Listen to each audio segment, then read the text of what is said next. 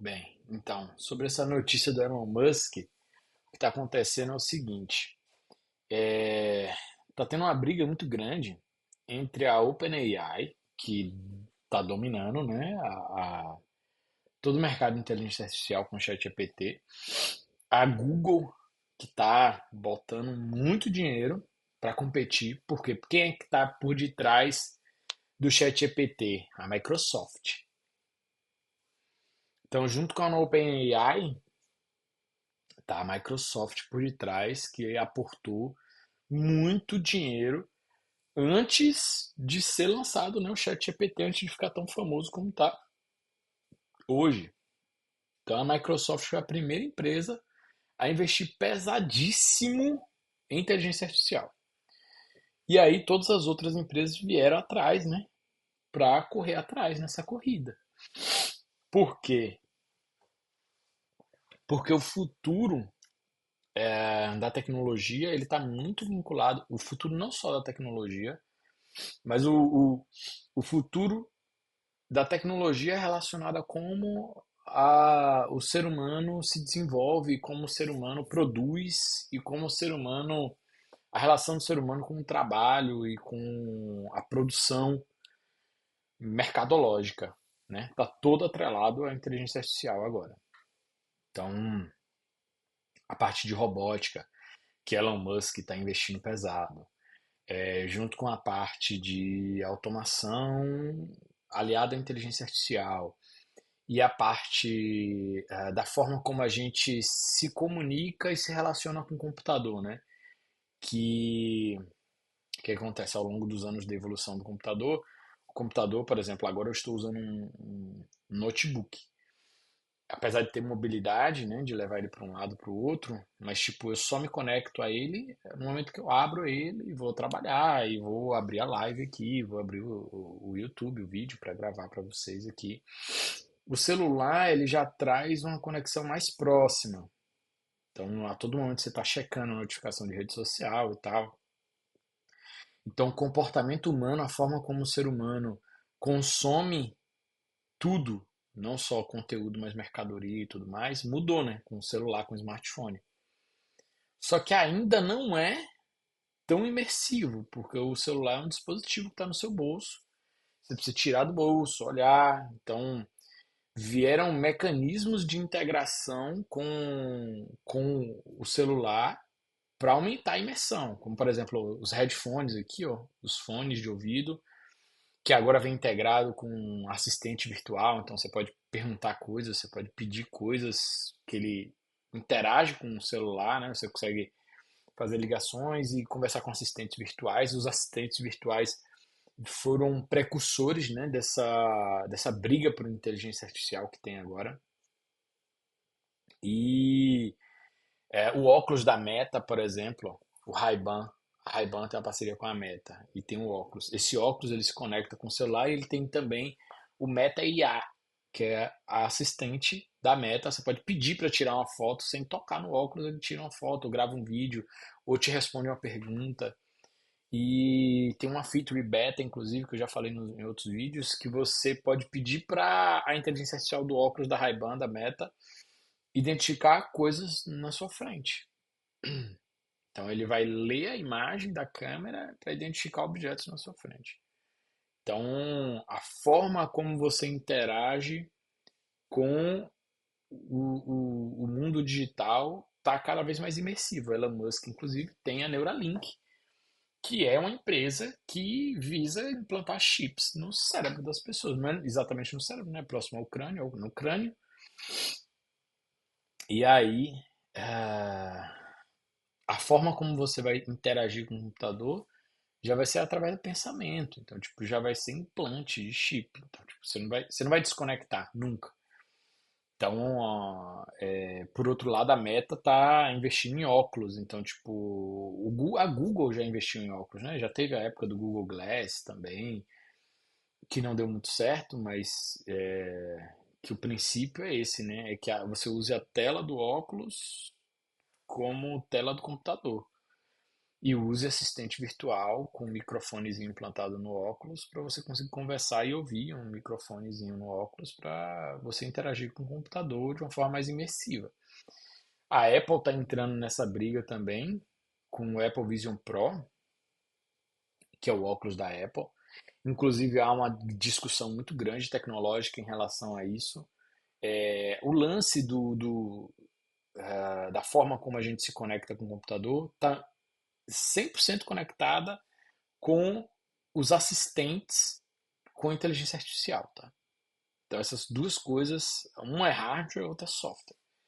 Então, o que que é a evolução do hardware no mundo da computação? São óculos, é o metaverso, né? O Meta Quest 3, é o Apple Vision Pro, é o Ray-Ban Meta. É dessa forma como a gente vai se conectar com o computador. É o link, o chip, né, da Neuralink. Então, a gente já tem vários wearables, né? A gente já tem relógios que que não é esse caso desse, mas são relógios que são inteligentes, que se conectam com o celular, fones de ouvido, óculos, chip com implante cerebral. Então, cada vez mais a gente está interagindo com o hardware de uma forma mais imersiva e que diminua o delay de conexão, aumente o tempo de exposição que você está conectado. Então, porque isso determina o modo como a gente consome informação, conteúdo, consequentemente e diretamente ligado mercadoria. Então, o mercado ele se movimenta dessa forma, né? Então, e isso está intrinsecamente ligado com software. E qual é o software que vai dar conta dessa bagaceira, né? Qual é o software que vai dar conta de ter uma câmera no óculos visualizando tudo, processando essa informação toda? Inteligência artificial. Não tem outra. Não tem como. Não tem como você ter outro tipo de software que você consiga estar andando no meio da rua, fazer uma pergunta sobre coisas que estão aparecendo em tempo real na sua frente. Tipo o óculos da Apple, do Apple Vision Pro, que eu vou comentar no final do vídeo.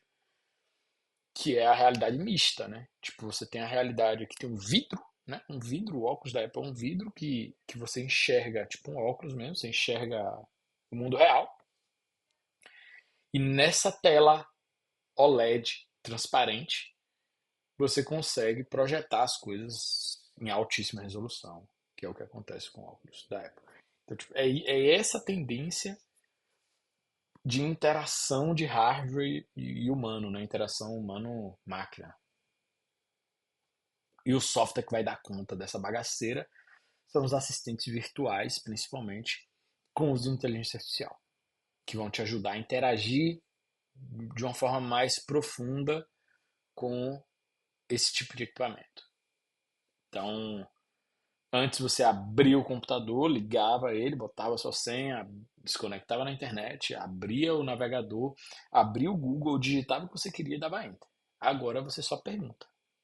Você pergunta para assistente da Meta, Meta AI, pergunta para a Siri, pergunta para qualquer assistente que já tem inteligência artificial embutido por detrás.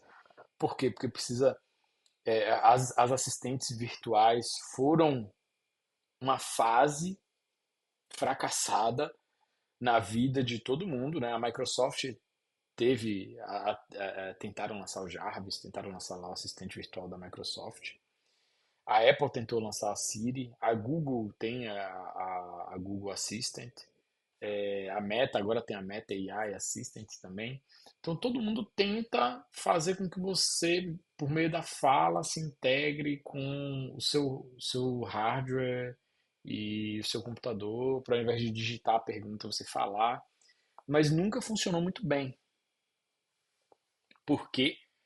Porque o hardware, a máquina, ela interpreta bits e ela não consegue interpretar a linguagem natural, que é a linguagem que a gente usa para se comunicar. Então a inteligência artificial está trazendo essa compatibilidade num nível muito bom. Ainda não está perfeito, né? Tipo, você pergunta as coisas pro chat GPT, ele te responde um monte de merda às vezes. Mas a gente está no caminho para uma integração onde o humano não precise mais saber. eh, E aí, isso está linkado com a próxima notícia. O humano ele não vai precisar saber técnica da tecnologia para interagir bem com o computador. Então é isso. Basicamente é esse o futuro, o rumo, onde a gente está caminhando, né? Para onde a gente está caminhando. E o Elon Musk aqui nessa briga, porque é uma briga de titãs, né? Uma briga de bilionários. É uma briga de burgueses. Os caras estão disputando mercado. Então perceba, o Elon Musk está envolvido com a Neuralink, com o carro da Tesla, que também tem essa missão, né, de se integrar ao usuário de uma forma mais profunda. E a Microsoft por detrás da OpenAI, por trás do ChatGPT, e a Google com o Gemini e os vários outros modelos que agora estão sendo lançados de inteligência artificial. Tem empresa de inteligência artificial lançando modelo, é, e aí existem modelos diferentes, né? Um modelo de linguagem natural e, e outros modelos mais específicos de inteligência artificial. Modelos para fazer vídeo, como a gente tem visto aí também, várias inteligências artificiais gerando vídeo, né?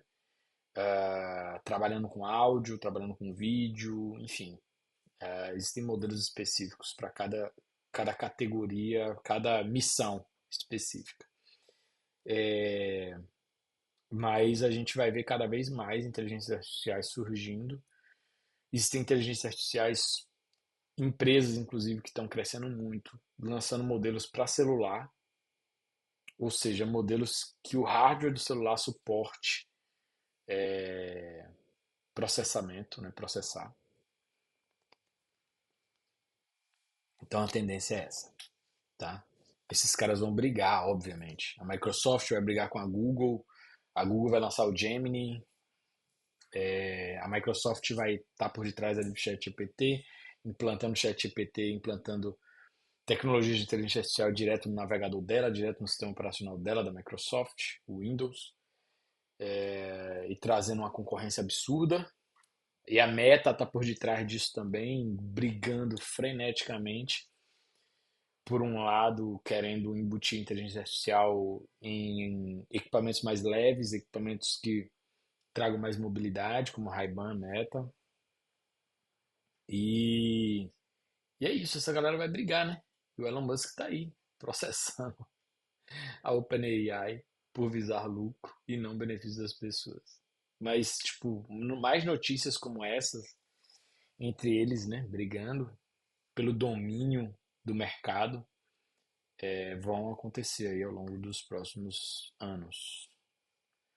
Próxima notícia. CEO da Nvidia, para quem não sabe, né? Para quem não sabe, a Nvidia. Bem, ah, você tem uma briga entre hardwares de input-output, né? De interação, como a Ray-Ban Meta, como o MetaQuest 3, como o Apple Vision Pro e entre outros, o Neuralink. Você tem uma disputa ali de hardware para integrar a interface humano-máquina. Você tem uma briga de software, de inteligência artificial, de modelos, LLM, e você tem uma briga monstruosa. Essa briga tá gigantesca, porque a Nvidia está tomando a frente de uma forma absurdamente pesada, assim, tomando a frente disparada, que é a disputa por fabricação de chips específicos que ajudem os algoritmos de inteligência artificial a rodar em cima desses hardwares. E a Nvidia fabrica placa de vídeo, né? Fabrica chip há muitos anos, fabrica chip que são necessários, né, a GPU, para gerar, para ajudar os modelos de inteligência artificial a gerar, por exemplo, vídeos, ou gerar, fazer processamento em cima dos algoritmos de inteligência artificial, né? Então a Nvidia A Nvidia está ganhando disparado o mercado de produção de chip. Inclusive está assustando, está jogando a Nvidia para concorrer com os grandes, né? Tipo a Meta, a Google, a Apple, as grandes, a Microsoft, as grandes estão comprando da Nvidia. E o que acontece quando há um monopólio de chip nesse caso aqui? A Nvidia está à frente, óbvio, existem outras empresas fabricando chip para inteligência artificial, mas a Nvidia domina o mercado de forma globalmente quase um monopólio. E aí o que acontece quando isso ocorre no mundo corporativo?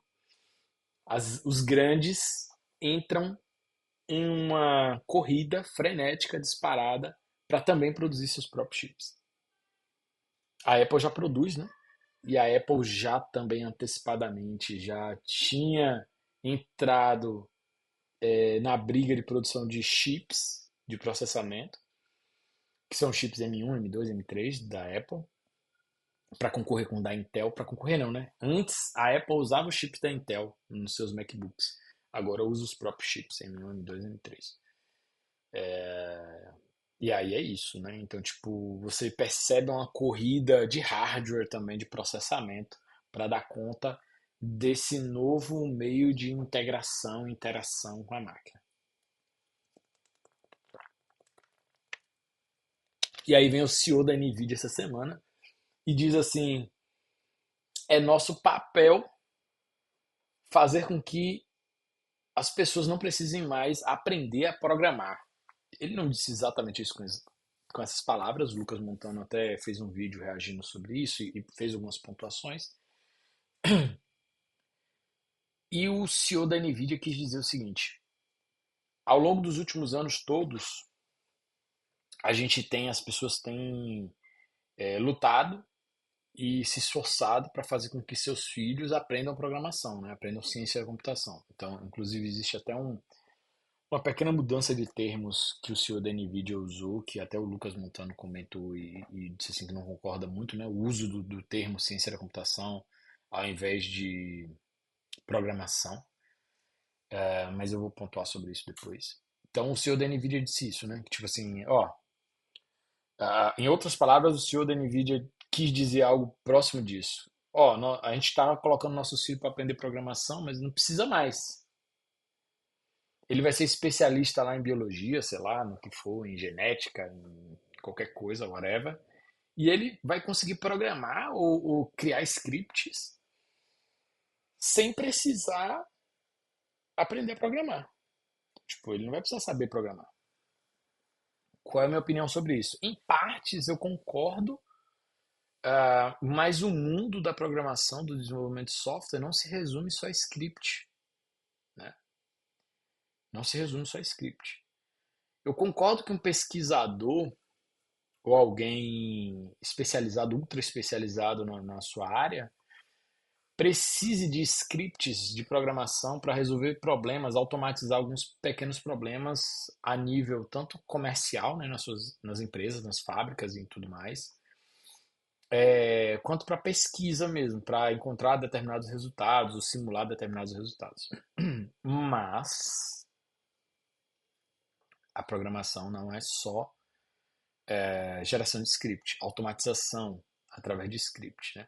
A gente tem sistemas gigantescos que são feitos através de programação. E eu acho que isso ainda está muito longe da inteligência artificial substituir. Tipo, um API, construir um API, construir um sistema que exige um front, um back-end, uma infraestrutura para subir isso tudo. Para mim, a inteligência artificial está muito distante de substituir o programador que programa em sistemas, programa APIs REST, que programa um front-end, que sabe mexer com infra, que sobe essa infraestrutura para poder colocar esse sistema no ar. Então, para mim, ainda está muito longe disso, mas, ao mesmo tempo, uma coisa não anula a outra. Os pesquisadores e os especialistas e os engenheiros que estão na fábrica precisando resolver problemas e automatizar pequenas soluções, eles vão conseguir construir scripts sem saber programar, sim. Só que também tem o seguinte: imagine dentro de cada área, por exemplo, biologia, sei lá, genética, existem equações que são ultra específicas. Quando você estuda modelagem computacional, que é o meu caso, a especialização do meu mestrado, a gente sabe que existem modelos computacionais para cada fim, né? Então, tipo, você quer, por exemplo, coisa que eu vi muito no meu mestrado, hélice, a geração de energia elétrica através de motor eólico, né? A usina eólica. Então você tem lá a hélice e você tem a simulação da turbulência gerada ali pelo fluido, que é o ar que passa pela hélice e tal, e tudo mais, enfim. Existem modelos matemáticos para fazer isso. Não adianta você chegar para o chat GPT e dizer, gera um modelo matemático aí para mim, para automatizar e resolver ou simular essa situação dentro da indústria. Aí o ChatGPT vai e gera. Independente disso, você vai ter que, você especialista, vai ter que revisar o modelo, o algoritmo, a equação que o ChatGPT gerou, que a inteligência artificial gerou. Entendeu? Hoje, pelo menos, eu acho que a gente está próximo de chegar a uma equação um pouco melhor, uma interatividade um pouco melhor, mas hoje eu não confio nada, minha confiança é zero no que as inteligências artificiais geram de código para mim. Então, assim, uma ótima ferramenta para você começar a sair do zero. Maravilhosa. Inclusive, eu gosto de usar para sair do zero. Quando você vê o cursor do mouse piscando no VS Code, num arquivo em branco, é terrível para você sair do zero. Mas se você precisar construir algo, o que é que eu faço? Quando eu uso o ChatGPT, né? Quando eu uso inteligência artificial para geração de código, como é que eu penso? Pô, eu vou pedir pro ChatGPT me gerar um negócio aqui, e sabe o que é que eu vou fazer? Meu trabalho vai ser corrigir ele. Então, tipo, meu trabalho é pegar aquele código, copiar, colar, rodar, já saber que vai dar errado e sair corrigindo e melhorando todo o código.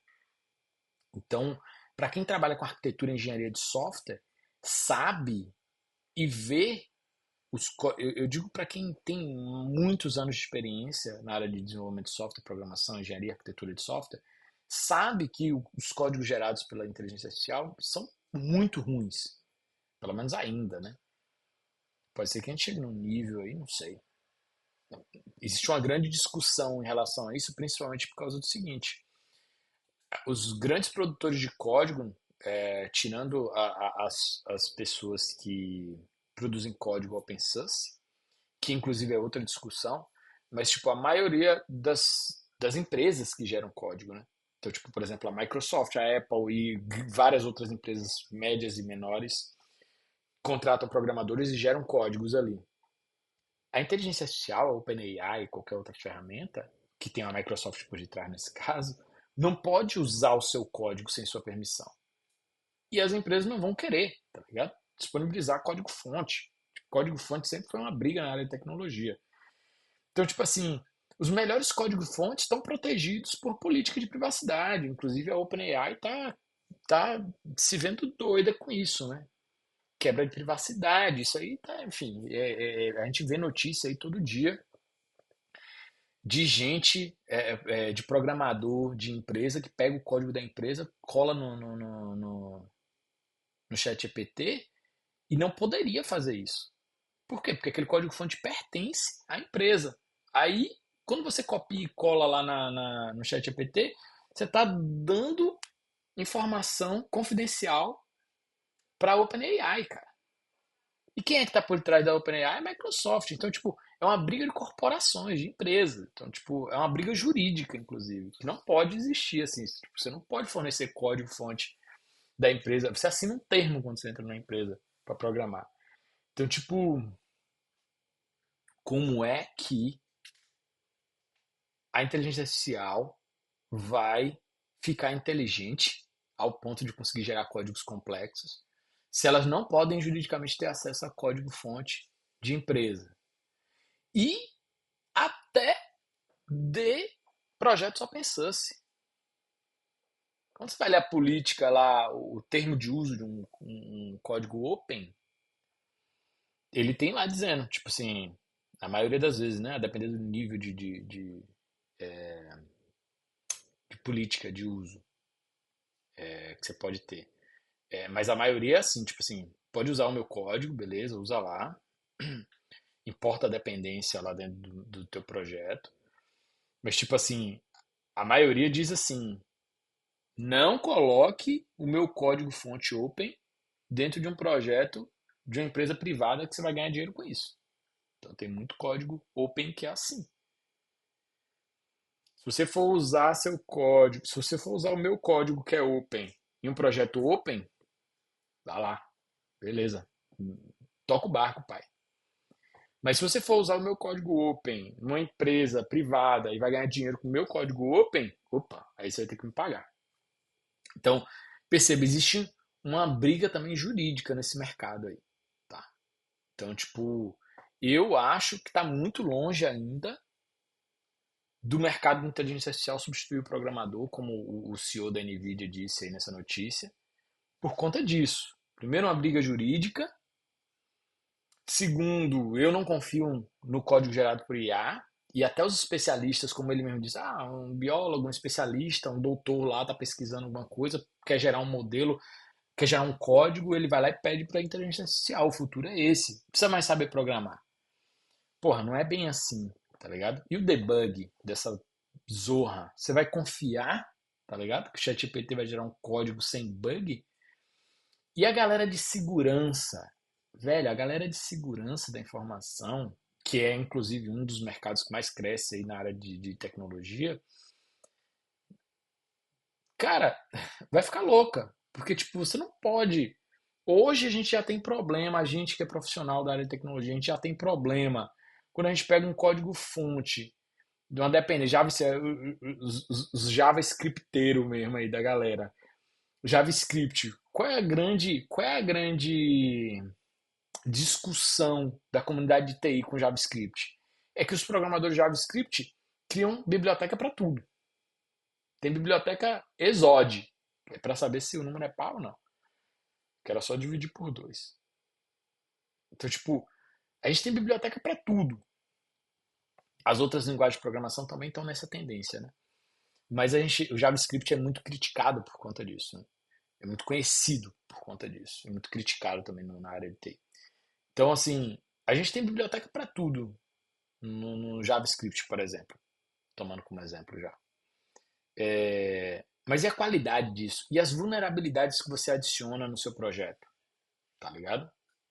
Quando a gente roda lá um pipeline, roda testes automatizados, quando a gente usa um SonarQube da vida para fazer análise de vulnerabilidade, quando a gente deixa uma dependência deprecada e aí você vai avançando com seu projeto começa a ficar legado, você não consegue puxar essa dependência para frente. Será que a inteligência artificial ela vai conseguir gerar um código e resolva esse tipo de problema? Ou vai precisar do arquiteto e engenheiro de software por detrás para conferir o trabalho da IA, para garantir que está tudo ok, para garantir que a IA não adicionou vulnerabilidade no seu código, entendeu? Tipo, hoje, por exemplo, a inteligência artificial ainda não analisa projetos com múltiplos arquivos hipercomplexos, com um sistema de diretórios para analisar arquiteturas complexas. Ainda não consegue fazer isso nesse nível. Analisa trechos de código. Você pega um arquivo com um código seu e aí pede para ele gerar teste unitário, beleza, ele gera ali alguns testes unitários.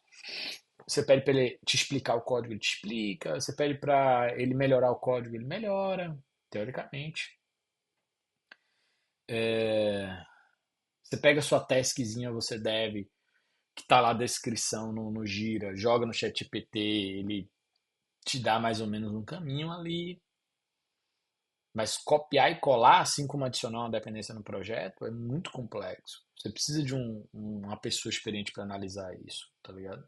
Então, tipo, eu acho que ainda está muito longe. O senhor da NVIDIA aí, eu acho que, na minha opinião, viajou muito. Parte do que ele quis dizer está correto, eu acho. Os especialistas que precisam gerar um script simplificado para automatizar pequenas tarefas ali, ele não vai precisar do programador, ou não vai precisar saber tão a fundo programação, até porque o tema desenvolvimento de software virou algo extremamente profundo, mas eu acho que está longe da inteligência artificial substituir aí o programador experiente, né? Talvez o dev júnior, como já está acontecendo, talvez por conta disso, talvez o trabalho do dev júnior fique um pouco mais comprometido. Só que como é que vai ter sênior sem ter júnior? Então tem toda essa discussão também. Bem, enfim, vamos esperar aí, né? Para ver o que vai acontecer. Outra notícia que tem a ver com isso, né? Gemini 1.5 revela Sora OpenAI. O Sora, né? O Sora, que é da OpenAI, gerou esse vídeo aqui, né? Esse aqui é o vídeo do Lucas Montano, inclusive. Aqui, ó. Esse vídeo aqui que ficou famoso na internet, porque disseram que é o Sora, né? Que gerou esse vídeo e tal, pá. Só que aí o Gemini da Google, a Google diz que é fake, né? Esse vídeo e tal. Tá rolando uma polêmica sobre isso. Mas enfim, essas são as notícias que eu trouxe para comentar com vocês, tá? Por hoje. E agora no final do nosso vídeo, eu vou comentar sobre a minha experiência com a Google. Deixa eu ver se eu consigo mostrar. Não sei se eu consigo mostrar os vídeos, as fotos. Tentei uma vez e não consegui. Vamos ver se eu consigo. Eu queria comentar com vocês sobre minha experiência com o uso do Meta Quest 3 e o Apple Vision Pro. Mas eu acho que eu não vou conseguir mostrar aqui. É ruim pra caramba, eu vou mostrar a tela do. Mas beleza, vamos lá.